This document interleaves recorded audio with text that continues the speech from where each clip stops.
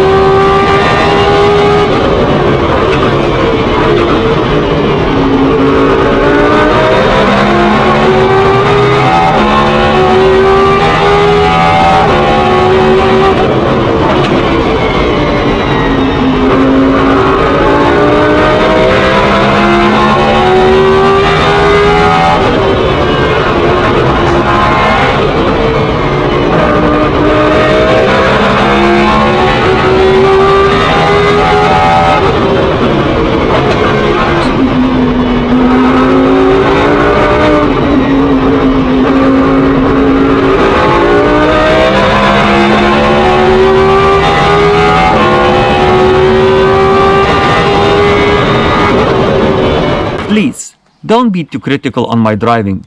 I had very minimal amount of practice before this lap at this track, and it was just my third full speed lap at this track. Before this lap, I did in total 18 laps, including driving in the wet, on slicks, including bedding in brakes. I had to do this procedure twice, and including almost not using brakes. So, only 3.5 laps of those 18 laps were at average speed in the range of 1 minute 23 seconds, which in Lamborghini car is pretty slow. And yes, only 2 laps from those 18 laps before this lap was at full speed. So yes, this lap is by far not ideal, but maybe it's even better for us as mistakes are more evident and yeah, we can analyze them. At the end of this lap, my tires started to lose grip, so I wasn't able to go even faster in the following laps. But this lap was track record of Bikernieki racing circuit, so it's not so bad. So, here we're coming to the first corner. On this lap, I still cannot fully trust the car. Also, I know that previous day Lamborghini from competitor team crashed here in this corner, so I don't want to repeat it. Why do I need to go fast in this corner? Well, maybe more trust in the car and, to be honest, less expensive car, and maybe practice in more safe tracks where I can practice fast corners without too high risk of crashing this expensive car. Of course, and I had no reason to take too much risks here in this track, in this corner, as I was leading the race by pretty big margin. Another point is that there is no straight after this corner. It means that being fully on the limit does not win you much lap time, but also it's quite long corner, so it takes huge toll on the tires. It also overheats and overinflates the tires even more. So my thinking was that high risk, not so much time gain, and huge tire usage is not worth pushing in this corner. Yes, if it was qualifying, then still it was worth attacking this corner more. But especially in endurance racing, this corner should be taken really carefully. Better use your tires in more important corners. Let's evaluate how much time I lost in this corner. I would say I lost around 1/10 of a second or less here.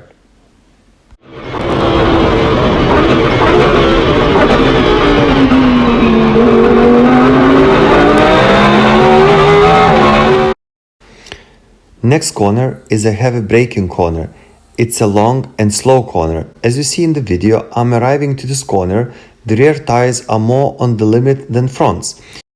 So, the rear end wants to go away a bit and I do some corrections with the steering wheel. You may ask why I biased the brake balance more to the rear? Well, we set up the car to be more understeery. Well, to have better traction out of the corners. But the downside of that is that then the car does not want to turn into the corners. So we're fixing it with brakes. It's kind of a controlled handbrake to rotate the car and turn it to the corner. As you see, I did a couple of corrections in this corner, so the corner looks pretty messy. How much time I lost in this corner? Not sure if I really lost. But what I did here, I really was too hard on the tires and made them to wear and to overinflate even more. On the other hand, this corner can influence lap time a lot, so it's better to go a little over the limit than to be under the limit and lose time in a long straight that is going after it.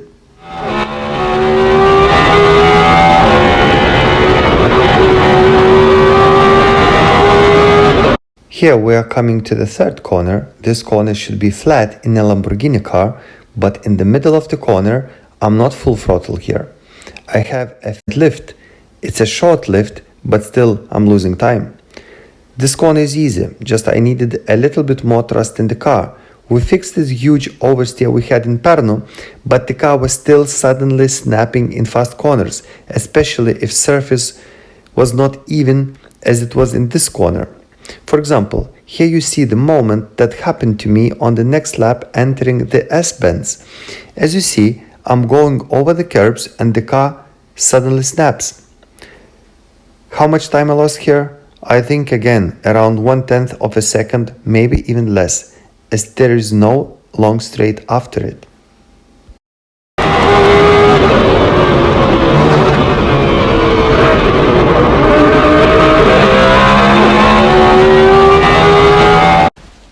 Now we're coming to the bridge corner.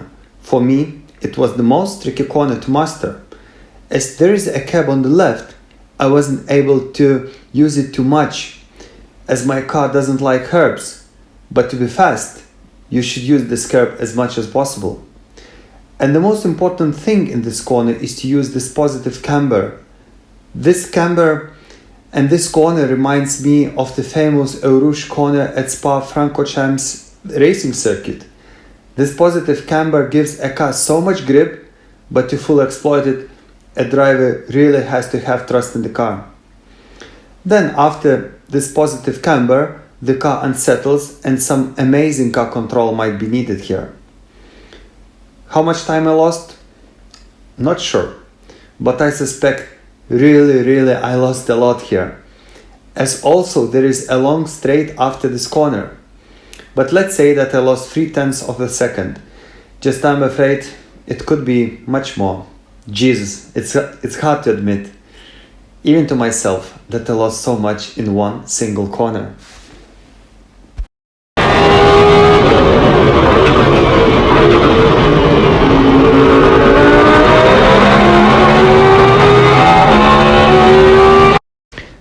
Now we're arriving to the corner where two Lamborghini cars crashed during this race weekend. It's pretty standard and simple corner. Just somehow in the middle of the corner, the car really wants to have oversteer. Or even I would say, sudden snapping is happening. And the problem with my car was that braking distance to this corner was somehow too long. The ABS was set on position 3, and it looks like ABS should be almost not active on such setting. But somehow ABS was activating too early here. I have talked to the main guy of the service team that is servicing this car, and he told that it can be that ABS system needs some recalibrating because of different tire circumference, because we have switched from Pirelli tires to Michelin tires. Also, I should have used more inside curb in this corner, as during the following laps I learned how to avoid snapping car if using a bit of inside curb here. Well, how much time I lost in this corner? Including not efficient braking, I would say around 1/10 of a second, maybe even more.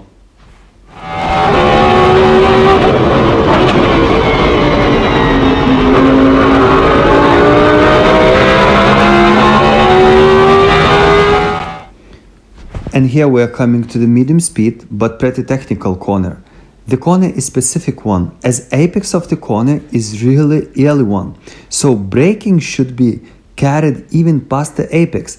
Also this corner has camber changes, also it has inside curb, and also this corner is a continuous one. So if you make a mistake when exiting, you may not be able to avoid brushing the wall. So it's really tricky corner. The conclusion of my driving in this corner? Well, I wasn't using the curb properly, and maybe I wasn't fully on the limit of the grip in the last part of the corner. How much time I lost on this lap in this corner? I would say again 1 to 2/10 of a second.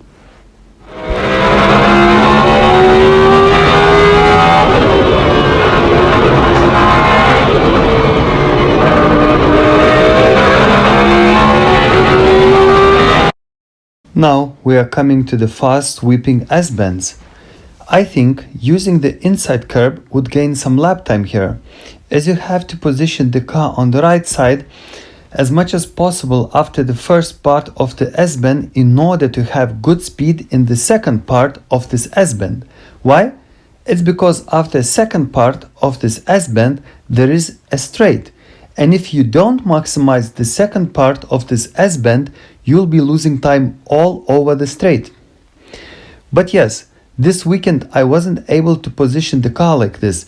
You saw in this video that I showed in this video previously what was happening if I go over the curb here. So this idea is just theory. I haven't tested it if it's better in real life, and also I haven't tested it even in a simulator. How much time I lost in this corner?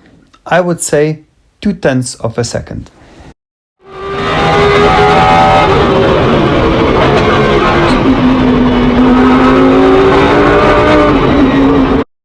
Now we are coming to the next corner. Late braking is crucial here, as we are arriving after the straight and there is no straight after this corner. It means that more important is fast entry to this corner than fast exit. However, this corner is connected to the next corner, so we need to have a proper flow. When braking, we have to be as close as possible to the inside curb. A bit after the apex, we have to start to accelerate while still turning to the right, go to the next inside curb, and then immediately turn left. As you can see in the dash, I lost 2/10 in this corner compared to the lap before, which was previous lap. I suspect that the tires started to be too much overinflated already, and maybe a bit of their rubber peak grip was lost and I wasn't able to keep the same speed as in the previous lap. The car simply oversteered and I was a bit out of the line and 2/10 were lost. Another problem when approaching this corner was again very early activating ABS system. It looked like the car simply goes over the bumps and the car doesn't want to stop. How much time I lost? I think 3/10 of a second.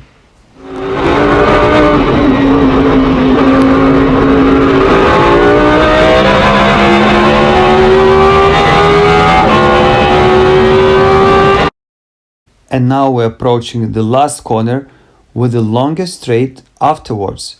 As I have mentioned, we have to touch inside right curb of the track before turning left. And here we have to take everything what we can from the tires, everything what we got in the car and in the tires, everything. As it is probably the most important corner of the track, we can lose or win the most time here because of the longest straight after this corner.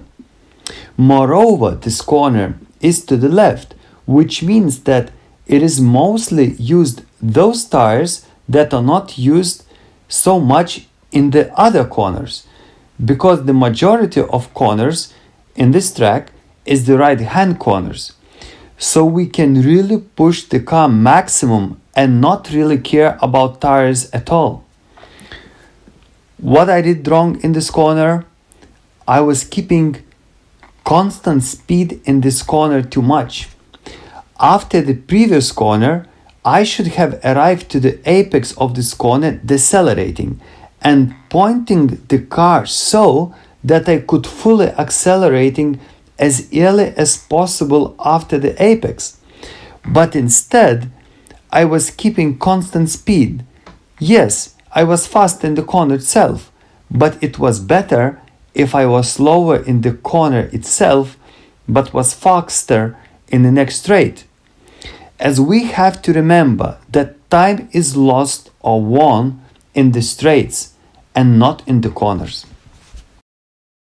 For example, here you can see how I did it right. Well, but as usual, not fully right.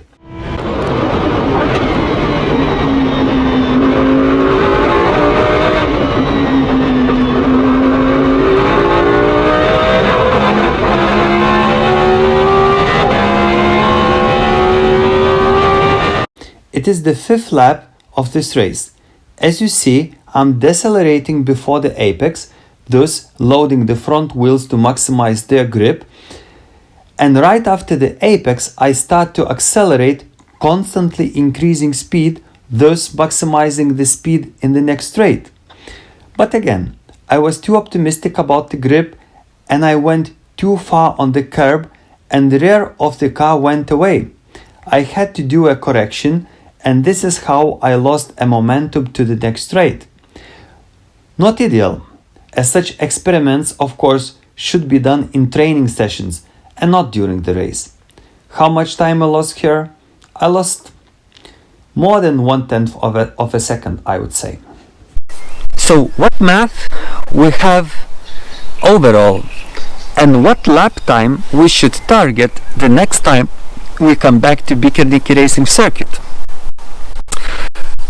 I have summed up the time lost and the time lost in each corner, and I got that I lost from 1.2 to 1.4 seconds per lap. My lap was 1 minute 18.6 seconds, so it looks like we can achieve from 1 minute 17.4 to 1 minute 17.2 seconds per lap. Of course, in order to achieve this lap time, we have to fix the tire pressures and, to have the best, to have the hard tires working at their optimum when we need it. And also we have to fix the possible ABS system issue. So 1.3 lost seconds looks not so much. On another hand, it's a whole eternity in motorsports, especially in circuit racing. But I'm not so disappointed because we still have or should have some testing and practice sessions. So I really think that we can find this lap time. And also probably will be working with car setup. So if we do everything right, I think that this car is capable of going into 1 minute and 16 seconds at Bikernieki. Yes, and this is already very, very serious lap time. For now, I would say that the fastest car in Baltics and not the driver, which is not me, did this lap time. But if I improve and if I have the car how I want, I also probably will be able to claim that the driver input also matters. And before coming to the Bikernieki, I really didn't like the track, but somehow now I really like it, and I'm really looking forward to coming back. If you like what I'm talking about and you think that this information is valuable, please subscribe my channel and check what we managed to achieve, how much we improved, and if we managed to achieve the lap time at Bikernieki we have just estimated. Thank you for watching.